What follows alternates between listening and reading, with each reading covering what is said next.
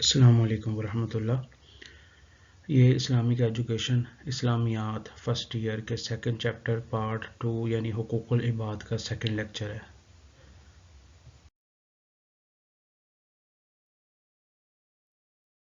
First lecture کے اندر والدین کے حقوق کا ذکر ہو چکا تھا۔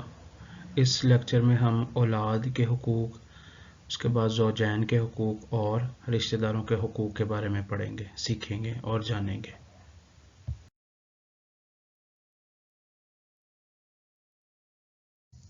حقوق اولاد، حقوق اولاد یعنی فرائض والدین، یعنی جو اولاد کے حقوق ہیں یہ دراصل والدین کے فرائض ہیں۔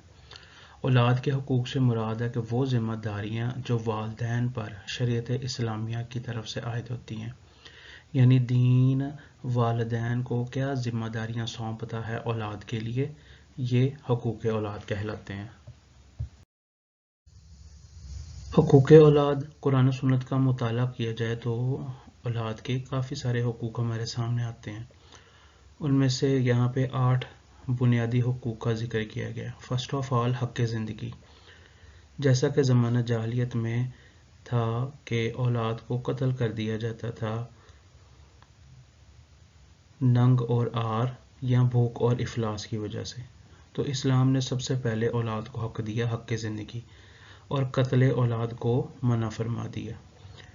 دوسری چیز جو اسلام نے ضروری قرار دی ہے اور والدین کو یہ پابند کیا ہے، وہ چیز ہے بنیادی ضروریات کی فراہمی، یعنی کھانا پینا اور رہائش وغیرہ کی فراہمی۔ تیسرا اولاد کا حق ہے کہ دین کے بنیادی علوم سے آگاہی، یعنی والدین پر فرض ہے کہ وہ اولاد کو، والدین کی ذمہ داری ہے کہ وہ اولاد کو دین کے بنیادی علوم جیسے نماز، روزہ، زکوٰۃ، حج وغیرہ کے معاملات اور بنیادی عقائد وغیرہ کے بارے میں معلومات دلوائیں یا تعلیم فراہم کروائیں۔ نیکسٹ چیز ہے عدل و انصاف یا مساوات کا حق، یعنی اگر کسی کی ایک سے زائد اولاد ہیں تو والدین کی ذمہ داری ہے کہ ان میں عدل و انصاف کیا جائے، اور اولاد کا یہ حق ہے کہ ان کے مابین مساوات قائم رکھی جائے۔ یوں نہ ہو کہ ایک اولاد، ایک بیٹا یا بیٹی کو زیادہ قریب اور دوسرے کو خود سے دور کر دیا جائے۔ اگلا حق ہے دینی اور معاشرتی تعلیم، یعنی اولاد کا حق ہے کہ اسے دنیاوی اور معاشرتی تعلیم بھی دلوائی جائے۔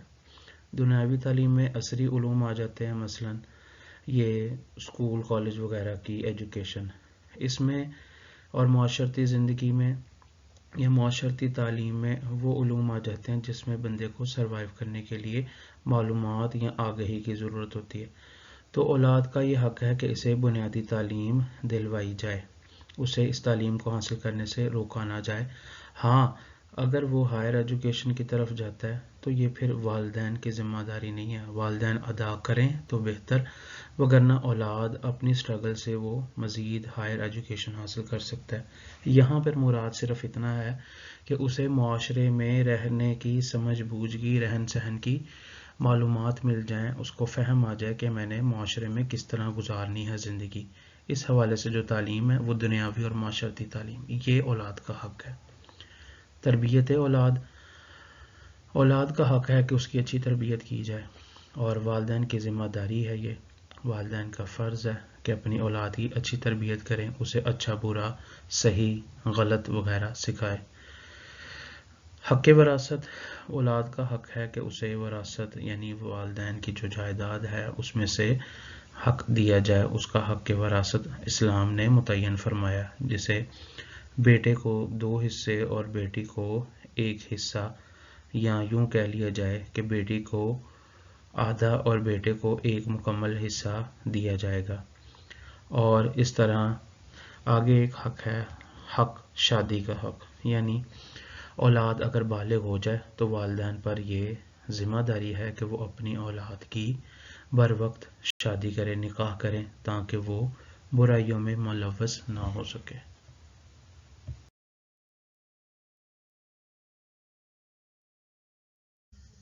نیکسٹ جو دوسرے حقوق یہاں پہ اس لیکچر میں ہیں وہ ہیں حقوق زوجین. زوجین یہ میاں اور بیوی دونوں کے لیے بولا جاتا ہے. زوج اور زوجہ ان کو اگر جمع کیا جائے تو اس کے لیے زوجین کا ورڈ یوز کیا جاتا ہے. زوج خاوند کو یعنی شوہر کو اور زوجہ بیوی کو کہتے ہیں. یعنی حقوق الزوجین سے مراد وہ ذمہ داریاں ہیں جو خاوند پر بیوی کے لیے اور بیوی پر خاوند کے لیے شریعت اسلامی کی طرف سے عائد ہوتی ہیں. یہاں پہ یہ بھی اس چیز کی بھی وضاحت ہو جائے کہ شوہر کے جو حقوق ہیں یہ دراصل بیوی کے فرائض یا بیوی کی ذمہ داریاں ہیں اور بیوی کے حقوق دراصل شوہر کی ذمہ داریاں ہیں. شریعت اسلامیہ کی روشنی میں خاوند کے حقوق کا جائزہ لیا جائے تو چند یہ حقوق سامنے آتے ہیں. فرسٹ آف آل خاوند کا حق ہے کہ بیوی اس کی اطاعت گزاری کرے اور اس کا اولین حق یہی ہے کہ ترجیح دے خاوند کو. دوسری چیز یہ ہے کہ خاوند کے ساتھ حسن سلوک کیا جائے اور اس کی شکر گزاری کی جائے. یعنی بیوی کی یہ ذمہ داری ہے کہ وہ اپنے خاوند کے ساتھ حسن سلوک سے پیش آئے اور اس کی شکر گزار رہے. خاوند کا ایک حق یہ بھی ہے کہ اس کی اولاد کی تربیت اچھے سے کی جائے. یہ بیوی کی ذمہ داری ہے. اور خاوند کا حق کہ بیوی کیونکہ خاوند اپنے معاشی معاملات میں مصروف ہو جاتا ہے لہٰذا بیوی کی یہ ذمہ داری ہے کہ وہ اس کی اولاد کی تربیت اچھے طریقے سے کرے. حفاظت عصمت یعنی خاوند کا حق یہ ہے کہ بیوی اس کے لیے اپنی عصمت کی حفاظت کرے، اپنی پاک دامنی کو محفوظ رکھے، پاک دامن رہے.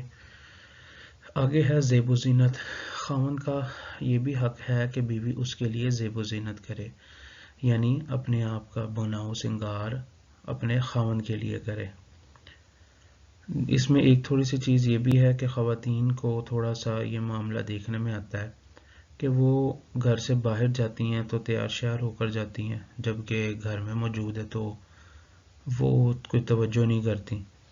تو ضروری یہ ہے کہ اصل میں بیوی کی زیب و زینت کا اصل حقدار اس کا خاوند ہے نہ کہ باہر کے لوگ یا معاشرہ. تو بیوی کے لیے یہ ضروری ہے بلکہ بیوی کی ذمہ داری ہے کہ وہ اپنے خاوند کے لیے اپنے خاوند کے سامنے زیب و زینت اختیار کرے. حفاظت مال.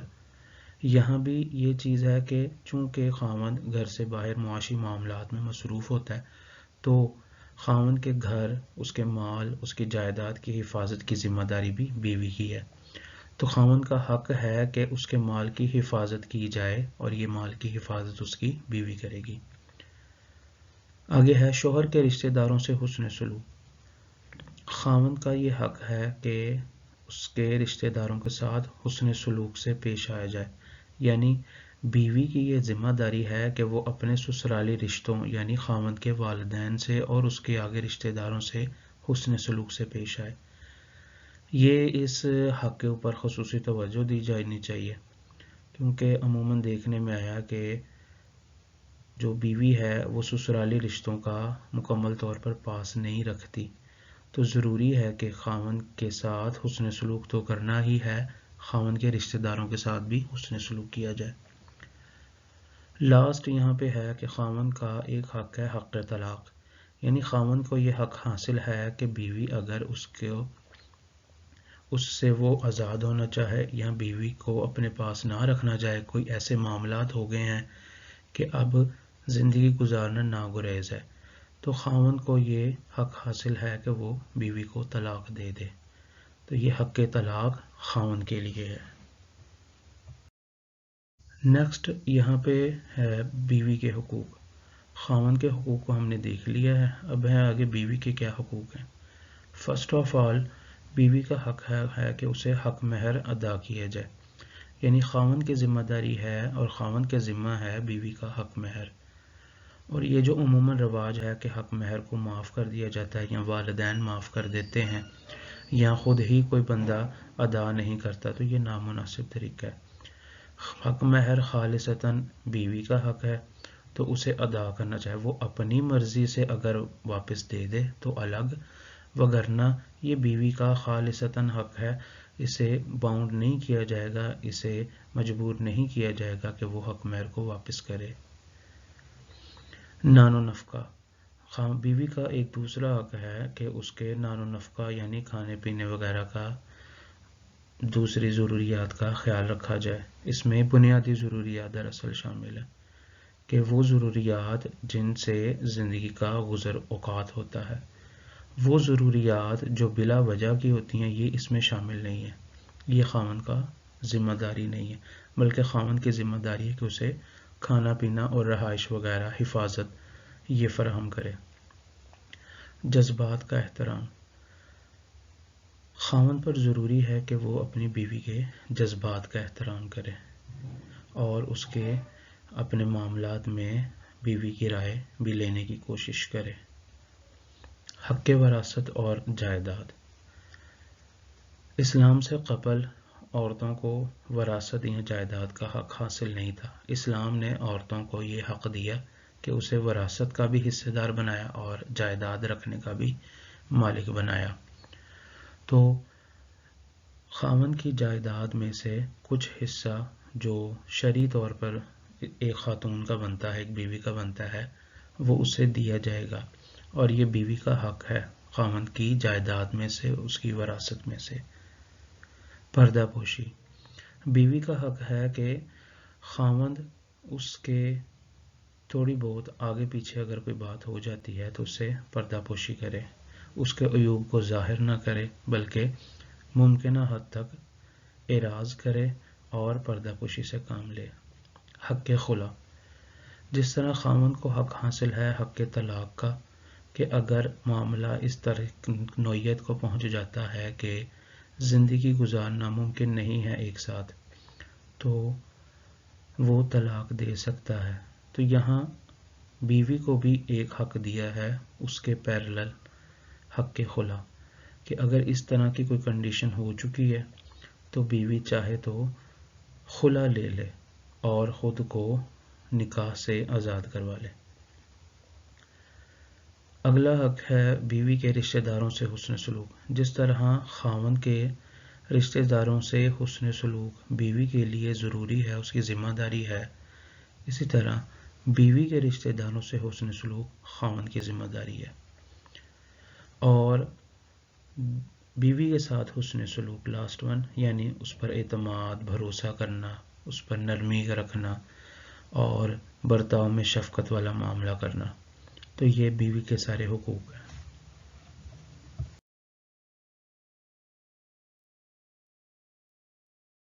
یہ آج کے لیکچر کا لاسٹ ٹاپک ہے، رشتہ داروں کے حقوق۔ اسلام میں رشتہ داروں کا معنی جو مفہوم ہے یہ بہت وسیع ہے۔ مذکورہ بالا اگر دیکھا جائے تو والدین، اولاد اور میاں بیوی یعنی زوجین، ان کے حقوق کا بیان ہو گیا۔ باقی خاندان میں جتنے بھی افراد ہیں وہ سارے کے سارے رشتہ داروں میں شامل ہیں، یعنی ننیال، ددیال، سسرالی رشتے ہیں، ساس ہے، سسر ہے، بھائی ہے، پھوپھو، خالہ، ماموں، چچا، یہ جتنے بھی رشتے ہیں یہ سارے رشتہ داروں میں شامل ہوتے ہیں۔ تو رشتہ داروں کے حقوق سے مراد وہ ذمہ داری ہیں جو کسی فرد پر، مثلا میرے اوپر، اپنے رشتہ داروں کے لیے شریعت اسلامیہ کی طرف سے عائد ہوتی ہیں۔ یعنی یہ بھی ذمہ داری ہیں اصل میں اسلام کی طرف سے عائد ہوتی ہیں کہ ہم نے اپنے رشتہ داروں کے لیے کیا کام کرنا ہے یا کیا حقوق ادا کرنے ہیں۔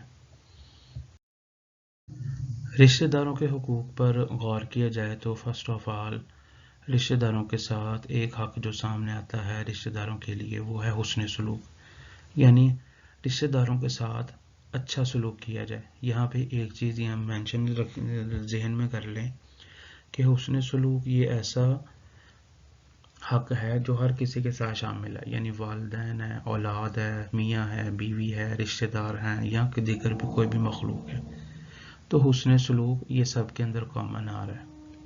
صلہ رحمی، صلہ رحمی یعنی والدین رشتوں کو جوڑنا، تو اسلام نے رشتوں کو جوڑنے کا حکم دیا جبکہ قطع تعلقی سے منع فرمایا۔ ایک روایت ہے کہ لا يدخل الجنت قاطع، یعنی رشتے کو توڑنے والا جنت میں داخل نہیں ہوگا۔ تو ضروری ہے انسان کے لیے کہ وہ اپنے رشتوں کو جوڑے رکھے، یعنی صلہ رحمی کا مظاہرہ کرے۔ مالی اعانت، رشتہ داروں کی مالی اعانت کرنا بھی شریعت اسلامیہ کی طرف سے ہماری ذمہ داری ہے. یعنی اگر کوئی رشتہ دار ایسا ہو جسے مالی تعاون کی ضرورت ہو تو اس کے ساتھ بھرپور انداز سے تعاون کیا جائے. اس سے خاندان کی ایک وقار بڑھتا ہے، خاندان کا معاشرے میں ایک مقام قائم ہوتا ہے. وہ اس طرح بھی یہاں اس کو سمجھنے کے لیے کہ اگر کوئی فرد یعنی اگر کوئی فیملی ممبر اس کے ساتھ تعاون نہیں کیا جا رہا تو وہ فیملی سے باہر کسی سے تعاون کی گزارش کرتا ہے، تو جس سے آفٹر ایفیکٹس یہ آتے ہیں کہ معاشرے میں یا دوسرے افراد میں یہ مشہور ہو جاتا ہے کہ یہ فلاں بندے کا خاندان ہے، یہ اس کے ساتھ تعاون نہیں کرتا، دراصل اس کے رشتہ دار اس کے ساتھ ٹھیک نہیں ہے. تو مالی اعانت یہ ضروری ہے تاکہ اپنے خاندان سے باہر کوئی تعاون حاصل نہ کرے بلکہ خاندان کے اندر ہی اس کی ضروریات پوری ہو جائیں. ایثار کا مطلب ہے کہ خود ضرورت ہونے کے باوجود اپنی ضرورت کی چیز کو دوسرے پر قربان کر دینا. تو رشتہ داروں کے لیے ایثار کے ساتھ بھی معاملہ کیا جائے، یعنی اگر مناسب ہو تو اپنی ضرورت کو پس پشت ڈال کر رشتہ داروں کے ساتھ ایثار کیا جائے، یعنی ان کی ضرورت کو پورا کر دیا جائے. دعوت دین، رشتہ داروں کے لیے ایک یہ ان کا حق ہے کہ انہیں اسلام کی دعوت دی جائے، دعوت دین دی جائے. اگر تو مسلمان ہیں تو انہیں نیک اعمال کی طرف ابھارا جائے، مزید نیکیوں کی طرف راغب کیا جائے، برائیوں سے روکنے کی کوشش کی جائے. اگر کسی کے غیر مسلم رشتہ دار ہیں تو انہیں اسلام کی دعوت دے، اسلام کی طرف مائل کرنے کی کوشش کرے. رشتہ داروں کا اگلا حق یہ بھی ہے کہ باہمی الفت اور محبت قائم کی جائے، یعنی رشتہ داروں کے ساتھ محبت سے پیش آیا جائے، الفت کے ساتھ پیش آیا جائے. عفو درگزر، چونکہ انسان سے خطائیں ہو جاتی ہیں، غلطی ہو جاتی ہے، تو ضروری ہے کہ رشتہ داروں کے ساتھ عفو درگزر کا معاملہ کیا جائے. یعنی اگر کسی سے کمی کوتاہی ہو گئی ہے، کمی بیشی ہو گئی ہے تو اس سے اعراض کیا جائے، عفو درگزر سے کام لیا جائے. وراثت میں حق، یہ ایک حق بھی ہے رشتہ داروں کا کہ بعض اوقات ایسا بھی ہوتا ہے کہ شریعت اسلامی کے روح سے اگر مال کو تقسیم کیا جائے تو بسا اوقات رشتہ داروں کو بھی جائیداد کا یا وراثت کا حق جاتا ہے. تو وہاں پہ پھر یہ نہ کیا جائے کہ ان کا حق مار لیا جائے، بلکہ حقدار کو اس کا حق پورا دے دیا جائے. یعنی رشتہ دار کو اگر اس کا حق بنتا ہے کسی کی جائیداد میں تو اس کے باقی وارث اپنے رشتہ دار کو بھی اس کا حق پورا دیں. یہ آج کا ہمارا لیکچر تھا اور اس میں خاندان سے متعلقہ جو امور تھے، یعنی خاندان سے متعلقہ جو حقوق تھے وہ سارے کے سارے کور ہو چکے ہیں.